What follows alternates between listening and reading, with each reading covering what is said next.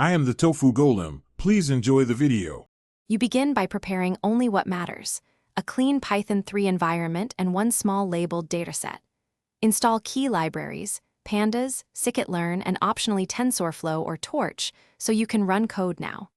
Once done, open a notebook and load 100 rows to understand features and missing values. This informs preprocessing.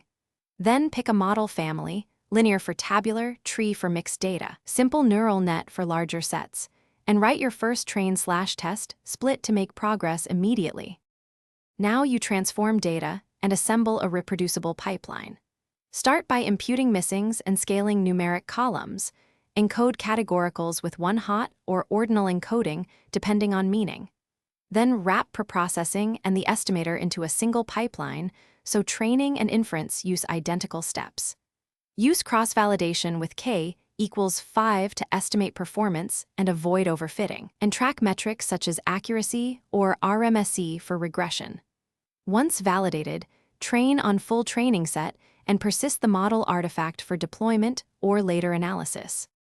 Finish by exporting both the model and the preprocessing objects with a clear version tag so you can reproduce results. Deploy as a REST endpoint for real-time use or schedule batch runs, and make sure to log inputs, predictions, and latency. Monitor for accuracy drift and data distribution changes. If something breaks, first verify the incoming data matches the saved schema, types, missingness, and feature order, then inspect scaling, categorical encodings, and any feature leakage. Fixing those typically resolves most issues quickly.